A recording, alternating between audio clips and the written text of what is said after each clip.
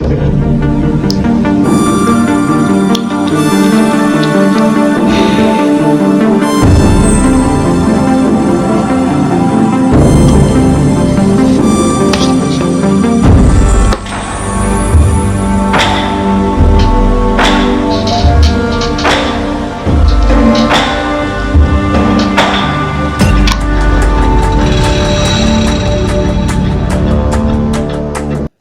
contexte est simple. Team USA sort de 2 humiliations.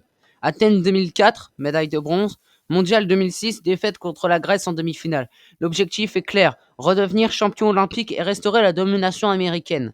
Sélection mythique, Kobe Bryant, LeBron James, Dwayne Wade, Carmelo Anthony, Chris Paul, Dwight Howard, Chris Bosh, Jason Kidd. Le surnom Redeem Team, l'équipe de la rédemption.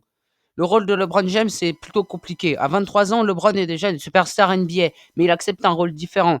Il accepte d'être un leader vocal et défensif. Il motive, il encourage, il impose avec une intensité physique. Il n'est pas le scoreur principal. C'est Wade et Kobe, mais il est le ciment de l'équipe. Dans ses moyennes, il était à environ 15 points, 5 rebonds et 3 passes par match. Son impact est surtout visible en défense et en transition sur l'interception, le dunk et l'énergie. La phase de poule, Team USA écrase ses adversaires, notamment l'Espagne et l'Argentine. La finale contre l'Espagne, 118-116. Match serré, Gasol et Navarro résistent. Kobe prend le relais offensif, 20 points dans le dernier quart, LeBron est partout. LeBron, rebond, passe, leadership. Team USA s'impose et décroche l'or olympique. Pékin est un tournant. LeBron apprend à partager le leadership avec Kobe et Wade. Il gagne en maturité, comprendre qu'un titre se construit par la défense, la discipline et la cohésion. Cette expérience nourrit son approche de la saison NBA suivante. Il revient à Cleveland avec une mentalité de champion. Symboliquement, Pékin est le moment où LeBron passe de jeune star à leader mondial. Au JO de Pékin, LeBron ne cherche pas à être la star, il cherche à être le ciment. Et en revenant le leader silencieux de la Redeem Team, il forge l'esprit qui fera de lui le MVP 2009. LeBron James revient des JO avec une mentalité de champion. Il a appris la discipline et la rigueur auprès de Kobe et Wade et veut transporter cette énergie à Cleveland. L'objectif est clair, gagner le titre NBA. Après l'échec contre Boston en 2008, LeBron ne veut plus être seulement une star statistique, il veut être un leader victorieux. Il se fixe comme mission de prouver qu'il est le meilleur joueur du monde. Pas seulement un scoreur, mais un chef d'orchestre complet. Il devient plus vocal, plus exigeant avec ses coéquipiers et impose une culture du travail inspirée de Team USA.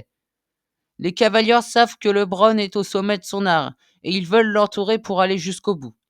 L'équipe adopte une mentalité plus sérieuse avec moins de dépendance des exploits individuels de LeBron et d'autres coéquipiers bien sûr. Après plusieurs saisons où Cleveland était vu comme LeBron plus role player, le vestiaire veut prouver enfin qu'il peut être une vraie machine collective. L'élimination contre Boston en 2008 a laissé les cicatrices de la défaite. Les Cavs veulent montrer qu'ils peuvent battre les meilleures équipes. Ensuite, il y a eu des arrivées majeures à Cleveland qui auront un impact saisissant sur la saison. Mo Williams a été transféré. Il devient le bras droit de LeBron en attaque, capable de scorer et de créer. Sa présence soulage LeBron et lui offre un vrai partenaire offensif. Il y a aussi eu l'arrivée de Delonte West au poste de shooting guard. Déjà présent, mais son rôle s'élargit. Il devient un titulaire fiable, bon défenseur et shooter. Ben Wallace et Wallis Bjark, désolé pour la prononciation, sont arrivés en fin 2008, confirmés en rotation pour apporter de l'expérience et de la profondeur. Daniel Gibson, Anderson Varejao et Zidouane Ilgauskas, toujours là, fidèles soldats prêts à se battre pour LeBron. Cleveland est en pleine ascension. Meilleure équipe de la ligue. Nouvelle-Orléans Hornets, autrefois Charlotte Hornets de Chris Paul, sont une équipe redoutée avec Sipifoué au sommet de son art. 19 points et 12 passes de moyenne. Le duel est attendu. Le roi du scoring et du leadership physique contre le génie du playmaking et de la vitesse. Le premier quart-temps débute. Le tempo de CP3 et la pression de LeBron James. Chris Paul impose un rythme méthodique, early offense si l'opportunité exige. Sinon, pick and roll middle avec David West et side PNR pour menacer le short roll ou le skip pass vers le corner. Cleveland choisit de show fort avec le big Ilgauskas Varejao.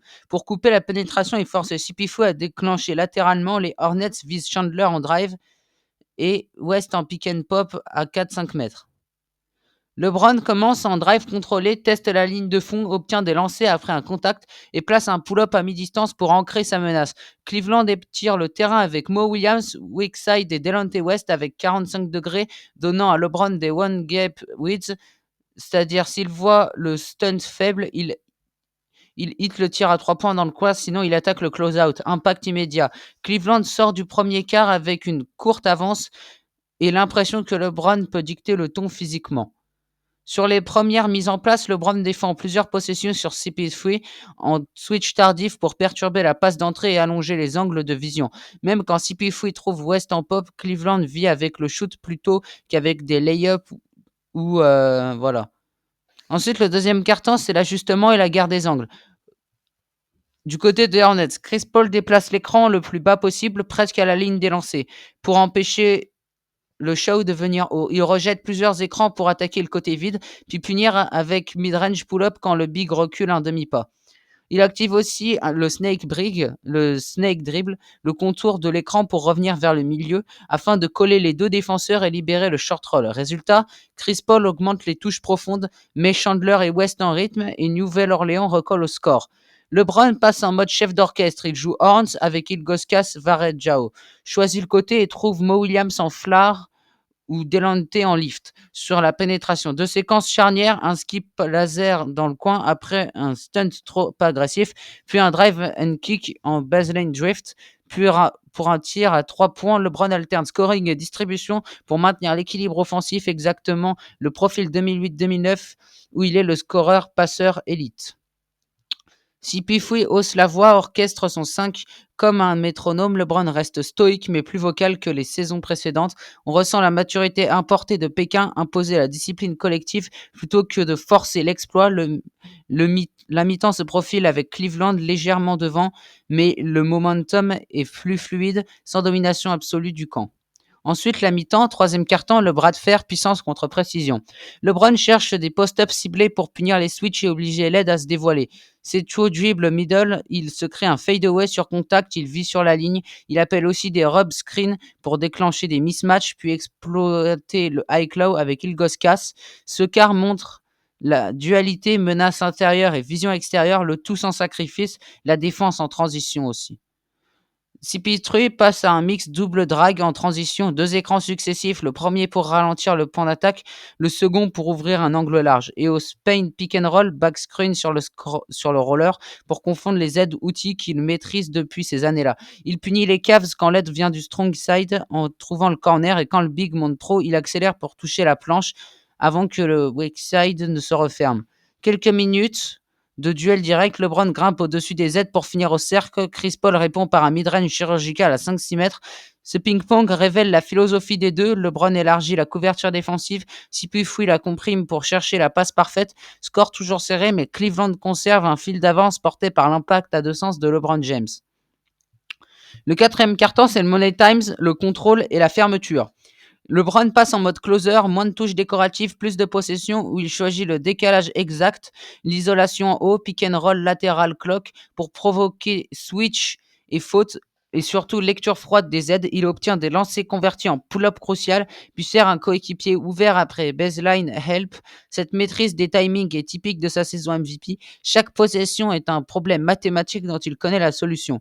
CP3 ne lâche rien. Il accélère la séquence, déclenche des end-off pour changer le rythme et tente des height-headed pour prendre Cleveland de vitesse. Mais les Cavs verrouillent le rebond défensif et refusent les deuxièmes chances. La fatigue pèse, mid-range de CP3 reste propre, mais le corner tree devient contesté. Et Chandler voit moins de dunks faciles au plongeon. Au final, LeBron ferme le match par une série de décisions.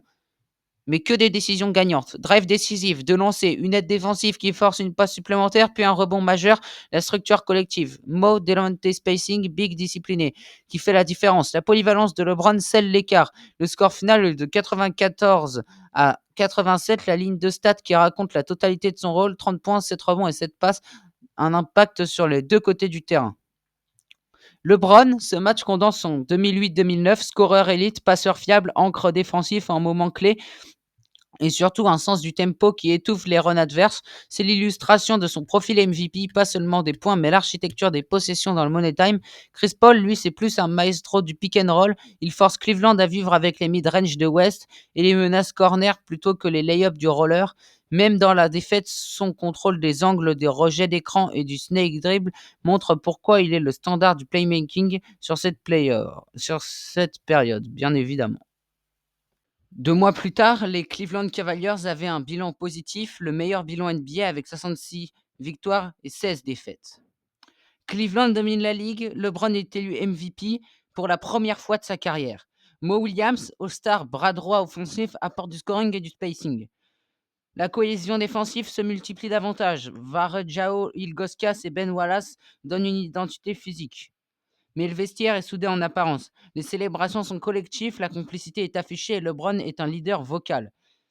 Malheureusement, vers la fin de la saison et vers le début des playoffs, on remarque qu'il y a des dépendances excessives à LeBron. Malgré les renforts, l'équipe reste trop concentrée sur lui. Quand il sort, l'attaque s'effondre. Mo Williams est un bon scoreur, mais manque de constance dans les grands matchs. LeBron le pousse à être plus agressif, parfois avec agacement. Delonte West est loyal, fidèle, mais irrégulier, capable de gros matchs puis de disparaître. Ilgauskas et Wallace sont des vétérans respectés mais limités physiquement.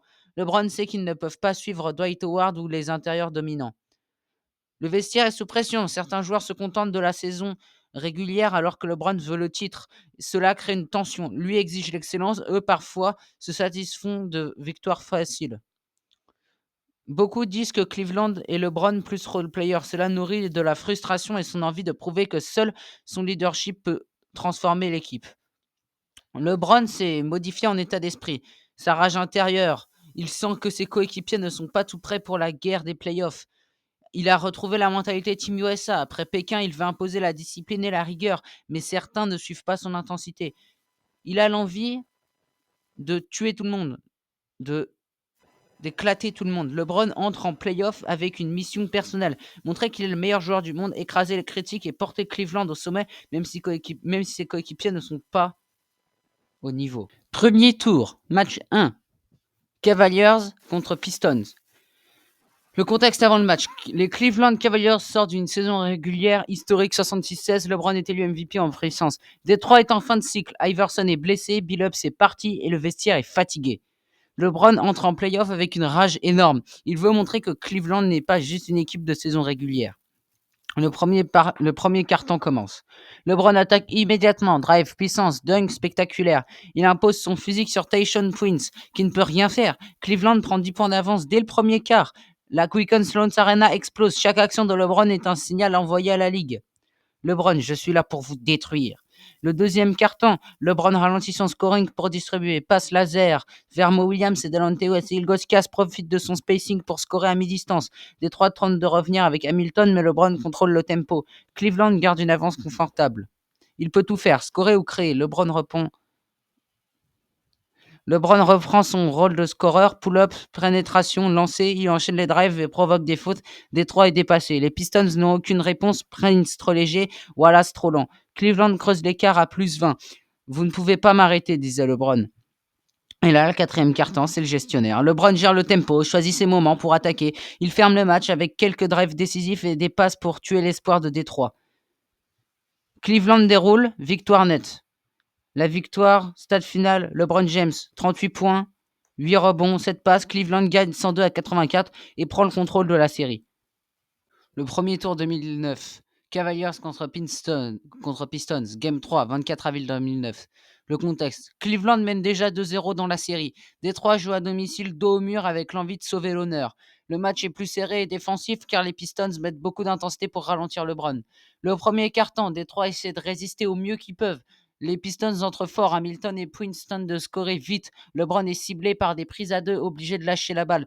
Cleveland reste devant grâce à sa défense, mais Détroit est plus agressif. Le Palace of Auburn Hills rugit. Détroit veut montrer qu'il n'est pas mort. Le deuxième quart-temps, le match devient plus physique. LeBron attaque la raquette, provoque des fautes, mais Détroit répond par du jeu dur. Ben Wallace et Varejao imposent une bataille au rebond. Peu de scoring, beaucoup de contacts. Cleveland garde une petite avance. LeBron est frustré mais concentré. Il sait que ce match est une guerre. Le troisième quart-temps, c'est là que LeBron reprend le contrôle. LeBron décide de forcer. Drive puissance, mi-distance. Il prend le rebond défensif et lance la transition. Détroit craque peu à peu, incapable de suivre son intensité. Le quatrième quart-temps, c'est là que c'est la fin et que Cleveland va tout verrouiller. LeBron ferme le match avec quelques drives décisifs. La défense des Cavs étouffe. Détroit, seulement 68 points marqués ce soir. Cleveland s'impose dans un match moche mais important. LeBron montre qu'il peut gagner même dans la souffrance. Non seulement le match était serré et défensif, mais c'était pas un show offensif comme dans le Game 1. LeBron peut prouver qu'il peut dominer même quand l'adversaire ralentit le rythme. Cleveland mène 3-0 et la série est quasiment pliée. Le Game 3 est le contraste parfait avec le Game 1, moins de spectacle et plus de tension. LeBron montre qu'il peut garder la douleur et gagner dans la douleur, imposer sa volonté même quand le match est moche. C'est la preuve qu'il est prêt pour les batailles de playoff. Après le Game 3 serré à Détroit, 79-68, LeBron a dû gagner dans la douleur. Cleveland conclut la série rapidement. Le Game 4, 26 avril 2009, Cavaliers 99, Pistons 78. LeBron a 36 points, 13 rebonds et 8 passes. LeBron démarre fort, impose son rythme et Détroit lâche mentalement Cleveland et termine le sweep à 4-0. C'était une série expéditive. Détroit n'avait plus les armes. LeBron sort grandi, prêt pour la suite. Cleveland domine sans trembler, mais LeBron sait déjà que ses coéquipiers ne sont pas toujours constants. Il porte l'équipe et cette dépendance nourrit sa rage pour la suite. Cleveland Cavaliers, Atlanta Hawks, le Game 3 le 9 mai 2009. Les stats de LeBron, 47 points, 12 rebonds, 8 passes. Cleveland mène déjà de 2-0 dans la série. Atlanta joue à domicile dos au mur avec l'envie de sauver l'honneur. LeBron arrive avec une rage énorme. Il veut tuer la série immédiatement et montrer qu'il est intouchable. LeBron attaque sans relâche, drive puissant, tir à mi-distance, dunk spectaculaire. Il impose son physique sur Josh Smith, sur Marvin Williams qui ne peuvent rien faire. Cleveland prend l'avantage grâce à son show offensif. Le deuxième carton, le show y continue. LeBron alterne drive et tir extérieur, propose des fautes, vit sur la ligne des lancers francs. Il distribue aussi passe laser vers Mo Williams et Delonte West. Les Hawks tentent de résister avec Joe Johnson, mais LeBron est intouchable. LeBron, au troisième quart-temps, continue son festival, tire à 3 points, pénétration, rebond. Il domine physiquement et mentalement. Les Hawks n'ont aucune réponse. Cleveland creuse l'écart à plus 15. Le quatrième quart-temps, c'est là que LeBron est complètement héroïque. Malgré la fatigue, LeBron continue à scorer. Il ferme le match avec des drives décisifs et des tirs clutch. Cleveland s'impose. LeBron ovationné, même pas les fans adverses. Ensuite, la performance est titanesque. 47 points, 12 rebonds, 8 passes. Le match est mythique. LeBron est en mode MVP absolu et Cleveland mène 3-0 dans la série. Et elle est pliée. Ce match est l'un des sommets de la carrière de LeBron en playoff. Il a tout fait, scoré, distribué, dominé. Les Hawks n'ont jamais eu une chance. LeBron a montré qu'il pouvait être intouchable même à l'extérieur. Nous sommes au match 2 de la finale de conférence contre le Orlando Magic. Le buzzer beater de LeBron. Le premier quart-temps commence. Installation du tempo et première lecture. L'ouverture de Cleveland, c'est un plan. Impliquer LeBron en height PNR pour tester la profondeur de drop de Howard, puis basculer en isolation. Contrôler quand Orlando stunt depuis l'aile. Ensuite, il y a l'action de LeBron. Le drive main droite en angle, arrêt à mi-distance pour fixer l'aide, puis passe skip vers le corner pour soit Mo Williams, soit Delonte West. Il l'a fait 2 fois. Sur stunt trop long. Ensuite, le message, c'est qu'il lira l'aide avant de forcer au cercle. Cleveland ouvre avec du rythme. La salle reprend confiance après la claque du Game 1. Ensuite, la réponse d'Orlando. Il y a Turkoglu Lewis en pick and roll. Écran haut, LeBron doit choisir, contenir la pénétration d'Edo ou fermer le pop de Lewis. Une aide tardive arrive à 3 points. Ensuite, la lecture de LeBron en défense. Gap court, bras actif, fermer la ligne de passe centrale, vivre avec un pull-up contesté plutôt qu'un drive profond. Le carton est serré, Cleveland légèrement devant, LeBron équilibre en attaque et en création. Le deuxième carton, Dwight Howard ancre la défense, LeBron varie les angles. Howard ferme le cercle. LeBron évite donc les finitions face à Howard en Starlight, privilégie les snakes, c'est-à-dire le contour de l'écran pour revenir au milieu et le contact avant le décollage pour chercher la ligne des lancers francs. La séquence clé, le drive bump au niveau du plexus de lancer qui rappelle à Orlando que la punition existe quand l'aide est verticalement trop tôt. Ensuite, il y a une alternance, isolation à 45 degrés qui se transforme en drive and kick pour un tir ouvert rétablissant le spacing. Orlando contre-attaque au tir. Turkoglu manipule le hype side, regard fixe vers le roller, puis pivot les épaules pour le skip côté faible de Lewis et Lewis sanctionne. LeBron en réaction, main sur les hanches, souffle court puis hochement de tête. Prochain trip, il accélère dès la prise pour empêcher Orlando d'installer sa ligne de 5. Ensuite, à la mi-temps, il y a une marge mince pour Cleveland. LeBron est à ce rythme de mi-30 en points projetés, mais Orlando maintient la pression extérieure. Le troisième quart-temps, c'est le duel d'architectes et LeBron resserre, mais Edo étire. Cleveland reprend le contrôle via LeBron.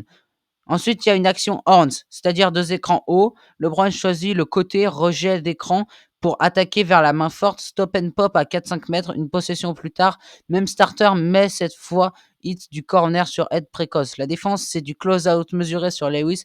Mieux vaut contester propre que sur sauter et livrer la ligne au fond. Ensuite, le momentum, mini-run Cavaliers public en fusion. LeBron ponctue par un end-one contre-attaque latérale. Orlando refuse de lâcher. Turkoglu maîtrise le Spain PNR. Backscreen sur le roller. Confusion des aides. Layup ou tir mi-distance propre. LeBron ajuste ensuite. Appel vocal pour Ice. Force et côté sur certaines actions. Puis switch tardif pour mettre un corps sur Edo et rallonger la passe vers le pop. Le score est toujours sérieux. Cleveland plus quelques points. L'odeur du money time se rapproche. Le quatrième quart-temps, c'est là qu'enfin le money time pur et le tir qui sauve une saison. Orlando passe devant, la séquence 2 triples consécutifs punissent des aides profondes. Howard obtient un dunk sur Deep Seal. Bras croisés de LeBron, regard vers le banc, calm down. LeBron répond, isolation haute, cross vers la main gauche, bump, finition main droite en extension, possession suivante, pull-up à 2 points en rythme. Il maintient Cleveland à portée. Et c'est là la dernière minute. La chirurgie des décisions. La situation, Orlando mène de 1 point. Cleveland cherche la meilleure short quality avec l'horloge basse. La possession finale est emblématique. La remise en jeu. Zerbiak en l'heure, Varageo écran court, LeBron démarre haut.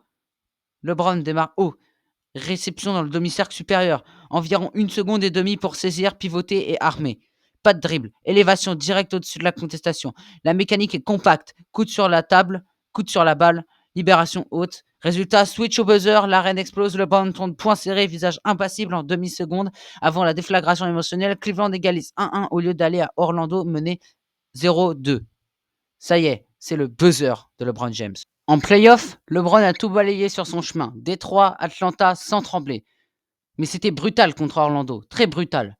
Dwight Howard domine la raquette et les shooters Turkoglu, Rashard, Lewis, Pietrus punissent chaque aide défensive. Résultat, Cleveland s'incline 4-2 malgré des performances individuelles monstrueuses de LeBron James. Sur cette séance et sur cette série, il était à 38 points de moyenne, 8 rebonds et 8 passes sur la série. Mais bon, LeBron pourra se venger peut-être dans le second épisode. N'hésitez pas à vous abonner, j'espère que la vidéo vous aura plu.